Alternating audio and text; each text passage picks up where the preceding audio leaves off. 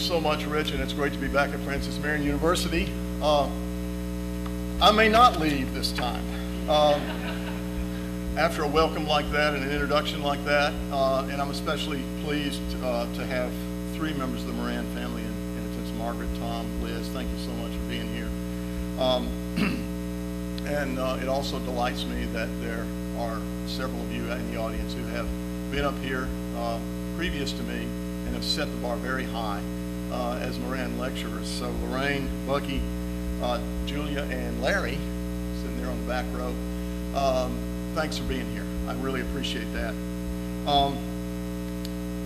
Also, I want to recognize the Faculty Life Committee who played a role and who plays a role in this process, as does the Provost, Rich Chapman, and most especially John Tuttle, who is really does all the work behind the scenes. He even offered to write my speech for me, but I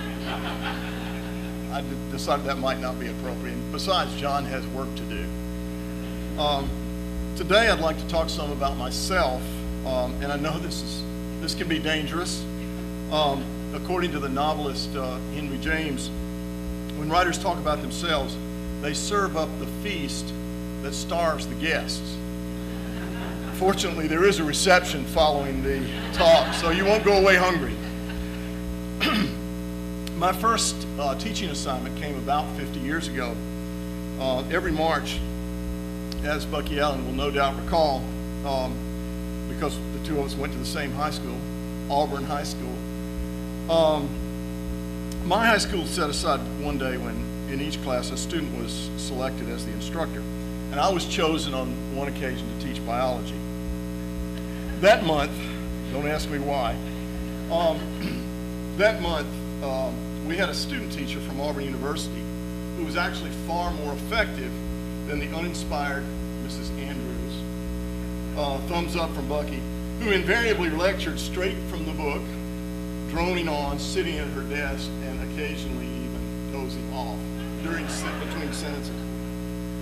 So several days before I was scheduled to be the teacher, I met with our temporary instructor, Mr. Gray, who told me that the topic for my lesson would be the female reproductive system. I was too shocked to object. The color drained from my face, only to return with a beet red vengeance when he got into the details. He briefed me on the menstrual cycle and introduced me to terms like fallopian tube and ectopic pregnancy. He pulled out illustrated texts that provided graphic diagrams. I waited for him to tell me this was a joke, but he wasn't kidding. The only thing worse would have been if Mrs. Andrews herself had been my tutor on that occasion. When the appointed day arrived, I braced myself for my classmates' smirks and chuckles, but they were amazingly attentive, perhaps just thankful they had not been chosen themselves for that task. For the entire period, no pun intended, Eddie, my eyes remained locked on the notes in my trembling hands. I refused to look up, fearful that I would catch the eye of the vivacious Mally Dias and collapse in embarrassment. That was the day I lost my virginity as a teacher. Never has anyone been so relieved to get beyond that nerve-wracking milestone. Nothing about that experience persuaded me to pursue teaching as a career. And any success I've had in the classroom since then has come in spite of that endless 50 minutes. You'll note that I became a professor of English, not biology. So now I turn from that awkward initiation to my final lecture 50 years later at Francis Marion University. No doubt the most famous last lecture in recent years is the one delivered by Randy Pausch, a young computer science professor at Carnegie Mellon, whose brilliant career was sadly cut short by pancreatic cancer back in 2008. His lecture has become a popular YouTube offering, was made into a best-selling book. Fully aware that he would die within a year, Pausch's amazingly upbeat, poignant, funny talk is largely about achieving childhood dreams. I recommend it. However, unlike Pausch, I can't claim to have realized my youthful aspirations. In fact, up through college, I had few notions about my future. I had often heard that everyone needs to set goals in life. We've all heard that. We've all told our students that, I'm sure. So as a senior in high school, I took a battery of tests at the University Career Counseling Center. According to the strong vocational interest inventory, I was well suited to sell life insurance or real estate, neither of which attracted me in the least. The job of mortician, I kid you not, was pretty high on the list too. In contrast, according to the Cooter preference test, I tended towards literary and artistic pursuits, scoring low in the practical category. By that measure, for better or worse, I seemed headed for a career in poetry. After a lackluster performance in college, I joined the Peace Corps, partly to avoid Vietnam, no easy task in those days for young men, but also to get as far away from Davidson College and its classrooms as possible. The joke, as it turned out, was actually on me. My assignment was to teach English in Ghana, West Africa. So for the next 2 years, I spent my working days in classrooms. And a funny thing happened to me as I tried to escape from the confinement of formal education. I began to think of myself as a teacher. That's not to say that I found it easy. In the tropical heat, I struggled to teach A Tale of Two Cities to Ghanaian students who were understandably baffled by Dickens. One semester, over my objection, I was assigned to teach economics. Barry, it was a subject I'm sad to say I had never studied. I learned how information can pass from the notes of the teacher to the notes of the student without going through the mind of either. Still, I marveled at the commitment of my students, many of whom grew up in thatched huts. They lived in cramped dormitories, ate Spartan meals, hand-washed their own laundry, and never wasted a single sheet of paper. I learned how one rare hour when everything clicks in class can somehow get you through those days when the best laid plans go terribly awry. And many of us know that feeling. I discovered the pleasure of having a student ask a good question or write a surprising sentence. The years since have led me from an inner city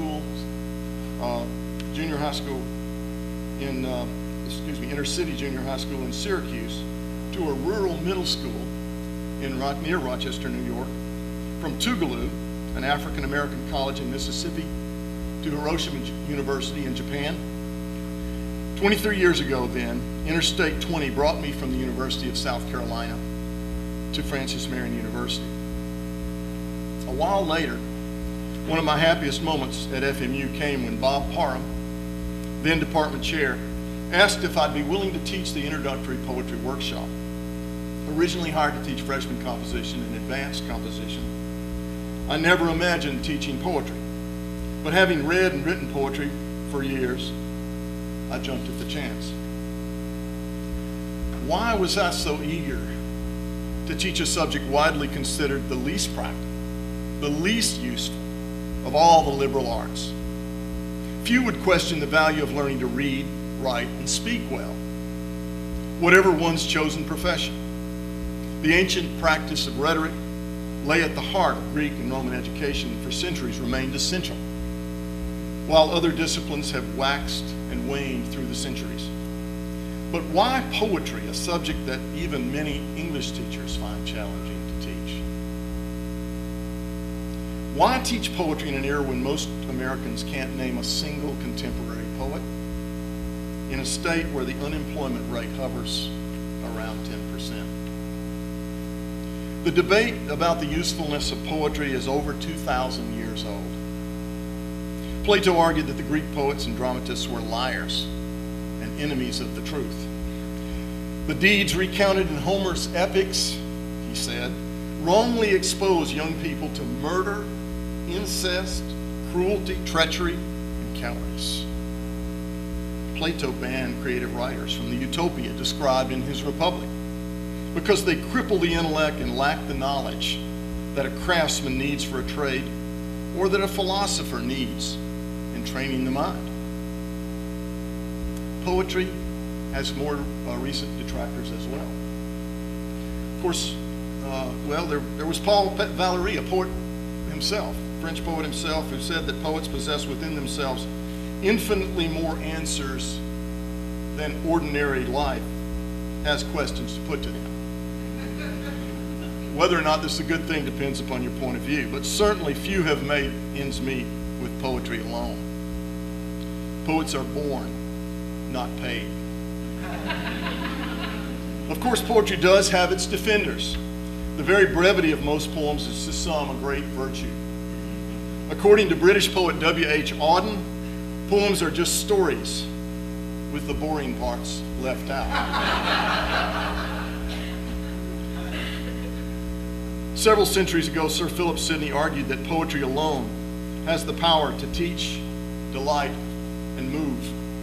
He claimed that even Plato clothes his philosophy in poetry. According to Sidney, the fruit of teaching should be not knowledge, but action. And nothing can move people to act as well as the power of the word. Anyone who has studied the effect of Martin Luther King's speeches knows this. They're not poems, but they're filled with poetic language, especially powerful metaphors. Many of them borrowed from that storehouse of poetry, the King James Bible. For me, no one has exemplified the poet as mover and shaker as fully as my former teacher, James Dickey, who was fond of saying, "Doctors may save our lives, but poetry is what makes them worth saving." Dickey's is a poetry of action, not contemplation. His restless poetic experimentation engaged his audience in what he called the poetry of participation. That phrase, the poetry of participation, would pretty accurately describe the practice of the best teachers I've known, including many of you out there in the audience, including Dickey himself, as a matter of fact. Dickey felt that a poet, like a good teacher, should be a careful observer. During one class, he told us, "Always pay attention. You can never tell from what angle the spark is going to hit you." Good advice for teachers as well as poets. Of course, we need to be careful with sparks. A high school teacher friend of mine once told me about a faculty meeting held at the beginning of the year in his school. And during the opening pep talk, the principal advised the teachers, "When you see a spark in one of your students, be sure to water it."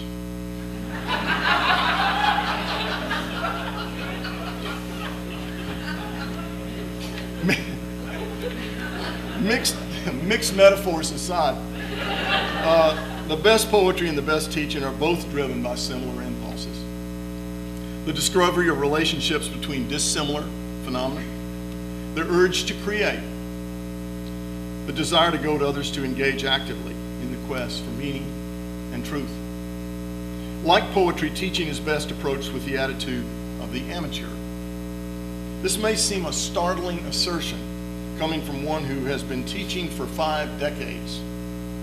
Surely, with the title of professor, we put aside amateurism.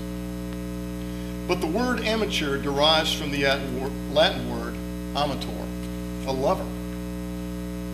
Amateurs, then, are those who not only profess what they do, but continue to love it, to explore it, assuming there is always more to know. I was once falsely mistaken for a professional.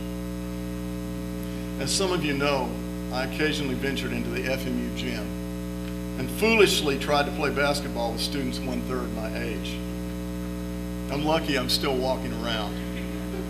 One day I was shooting around with my friend Ricky, a local electrician, who on his days off sometimes stopped by the gym for a workout. We were about to start a game with a group of students, and pointing to me, Ricky said to them, "You know, he's a professor."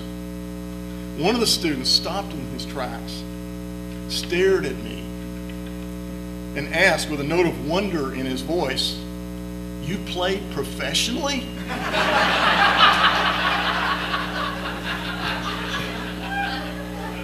I was tempted to go along with this flattering new identity, but I knew that as soon as I started actually playing, the game would be up.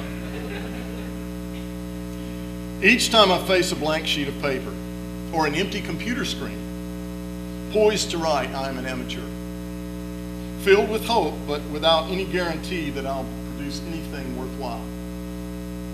Granted, I've developed the confidence that eventually, through persistence and revision, something will come of my effort. But the fear of the blank page never completely disappears.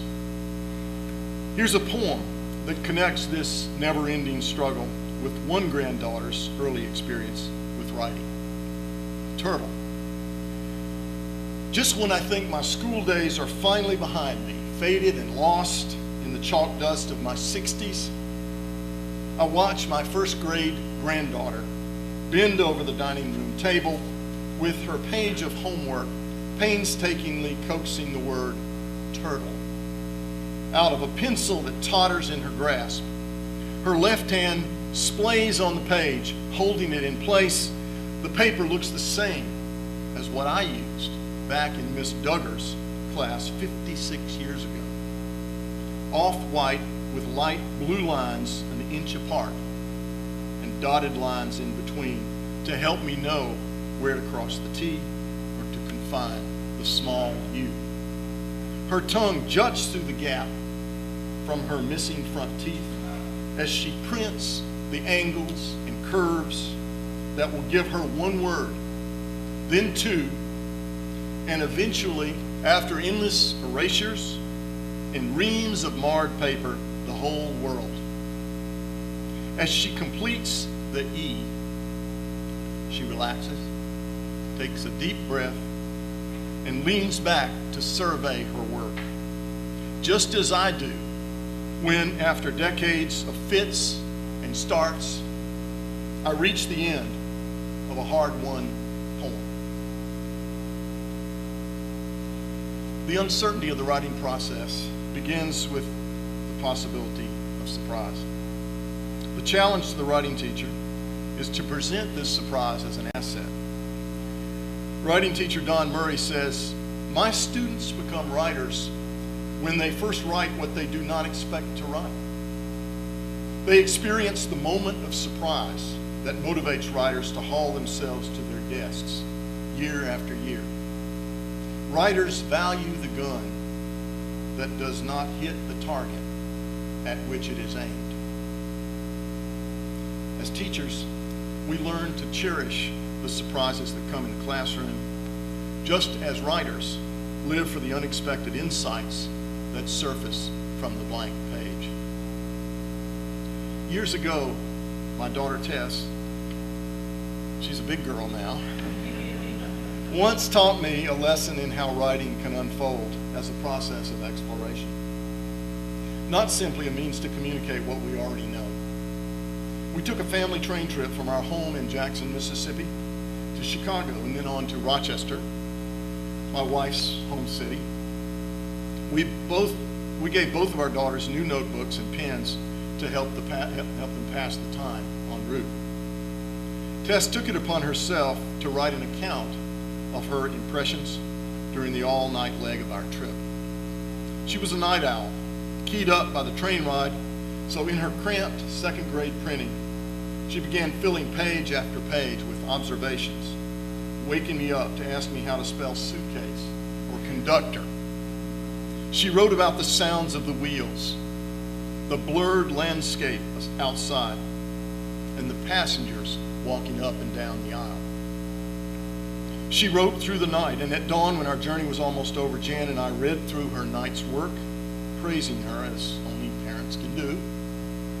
At our journey's end, in the confusion of gathering our bags and greeting family members, we left the notebook behind. Later, when we realized this, Jan and I were crushed and called Amtrak in a futile attempt to locate it. But to our surprise, Tess was not upset about this loss.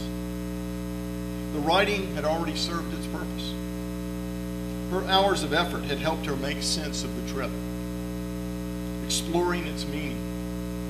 But when the train stopped, she had no urge to reread or cling to all those words. They had already been spent. Certainly, Tess, I wish you still had that notebook, just as I want my students, several of whom are planted out there, to keep and value the poems that they write. But your attitude those many years ago, Tess, exemplified writing as discovery. The exploratory aspect of writing suggests that it can be a form of creative play. Poetry would be inconceivable without a sense of play. As John Keats put it, what shocks the virtuous philosopher delights the chameleon poet. That certainly doesn't apply to the philosophers on this campus because I don't think they're shocked about anything. To be sure, poets can get carried away with play in their love affair with words.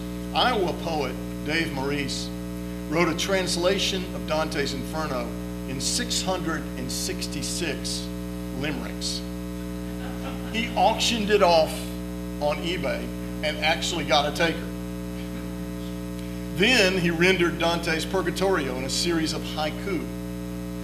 In 2010, working in public view in the University of Iowa Library, Maurice wrote a 100-page poem every day for 100 days.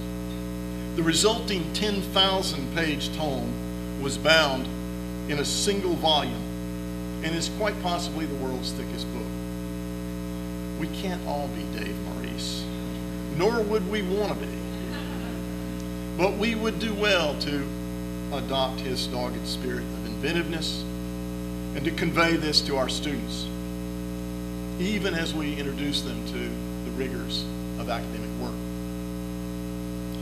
Like keeping a journal or writing a poem, teaching is at its best an act of discovery.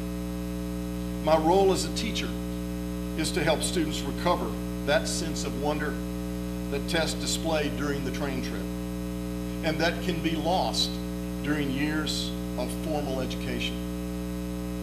Teaching in this way can be chaotic, as my first grade teacher, Miss Duggar, well knew.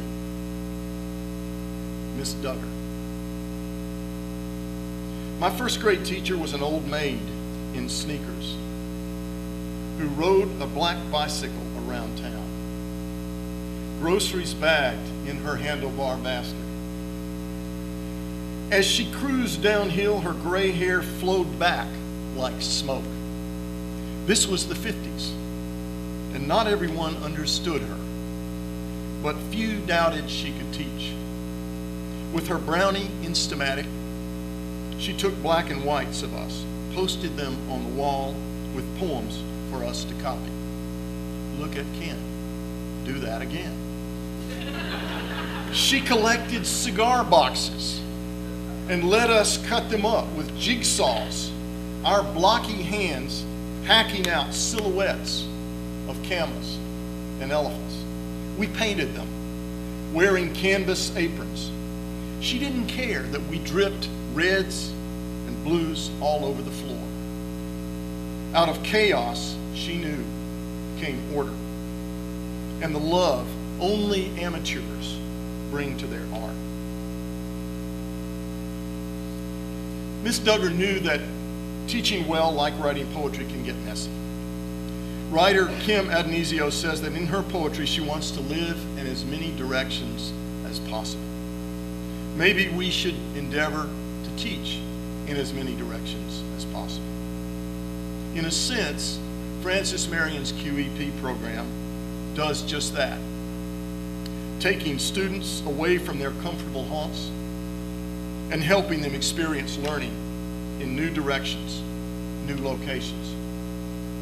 Sometimes defamiliarization is a necessary prelude to insight. Shakespeare's plays, as Linda Jacobs well knows, particularly his comedies, often suggest that we need to alienate ourselves in order to get at who we really are. In As You Like It, the Forest of Arden provides an escape from the dangers of Duke Ferdinand's rule. Characters such as Rosalind and Orlando leave the supposedly civilized world of the court and escape to the woods, a temporary realm of freedom and self-discovery, which may be threatening at first, but finally offers renewal and the promise of love rather than oppression. Many of us, including numbers of our students, find this sense of renewal in travel. Pico Iyer, one of my favorite travel writers, says this: all the best journeys, I have always felt, are like love affairs, not least because they turn you inside out and leave you within a darkness where you can't tell right from left or good from bad. And all love affairs are like journeys deep into a foreign country where you can't read the signs and you don't know the language. And you're drawn into a wilderness alive with mystery, possibility, and the knowledge, the certain knowledge, that who you are is irretrievable. This sounds a lot like the quest for a liberal education in the way that I see it. And it sounds like what teaching might continue to be for us amateurs, us longtime lovers of poetry or psychology or marketing or chemistry or nursing. However, far from being a pleasant journey or a love affair, our students' encounters with higher education can sometimes be wrenching. They're forced to negotiate between the values of home and family and the brave new worlds we introduce them to.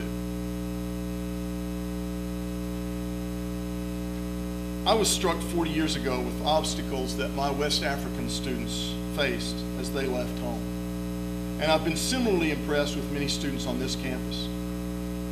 Several years ago, one of my students wrote, "My hometown is a wonderful place to grow up, but a terrible place to grow old." This was his way of expressing the challenge of preparing for a life elsewhere. Trying to take on the trappings of the academy, students sometimes fall short. But at their best, students can become our teachers. Each semester, as I begin a new round of classes, I asked my students to send me email messages telling me about themselves. A couple years ago, one of my students, whom I'll call Susan, wrote the following: "I am a senior English major. I was born in a little farm town where the nearest neighbor was a mile away. My father left when I was young. My younger brother was born with a congenital spinal disorder. Mama had to raise us on virtually no money. Thank God my grandmother always took us in, even when she had little herself. My mother was the first in our family to graduate high school, so education was important to her. It became clear early on that I was vastly different from others in my family. While they all valued hard labor and a decent day's work, I could be seen any day of the week sneaking off to read under the pecan tree in the backyard. I am the first person in my family to go to college. I have always adored reading and writing. I started writing when I was 6 years old. Little stories based on Saturday cartoons. The first poem I ever wrote was about cowboys. I remember thinking it was an amazing accomplishment, though I realized how terrible it was later on. But after those first attempts at writing, I never lost my love of the craft. Others in Susan's family urged her to major in something more clearly career-oriented. You knew it was coming. But after some soul-searching, she stuck with English her first love. It was a privilege to teach her. Granted, few students are so enthralled by the written word, would that they all were. But her background is not so different from that of many of the students here at Francis Marion University. According to William Faulkner, the human heart in conflict with itself is the only problem worth writing about. Whether poetry or prose, the best writing of our students often demonstrates this. We all experience isolation, if maybe not so acutely as my student Susan once did. Teaching and writing are ways of confronting the human condition. Both teaching and writing, with the struggle, the thrill of discovery, even the sense of play that come with them, are in the end communal endeavors.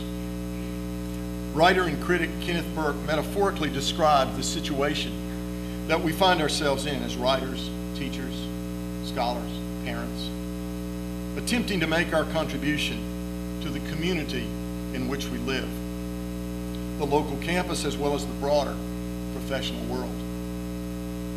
Here's what Kenneth Burke said.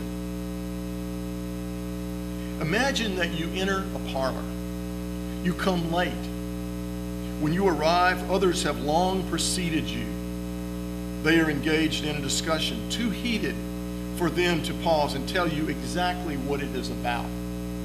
In fact, the discussion has already begun long before any of them got there, so that no one who is present is qualified to retrace for you all the steps that have gone before.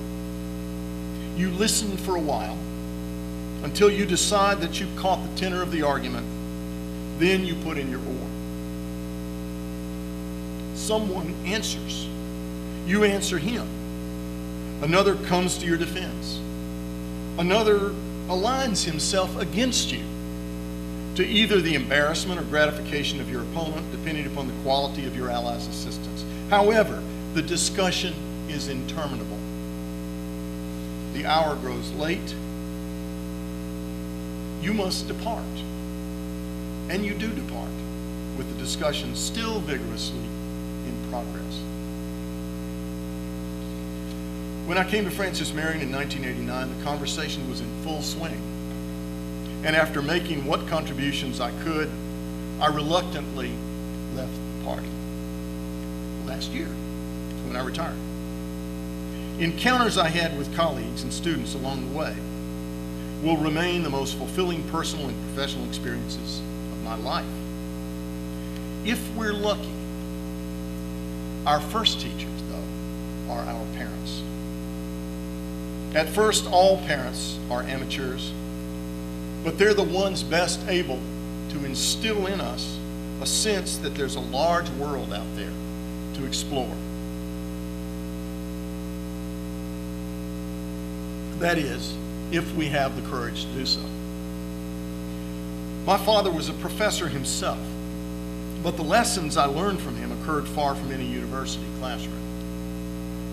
I'd like to close with a poem about my father as a Boy Scout leader, and I hope Bill Moran would have appreciated this, Boy Scout supporter that he was.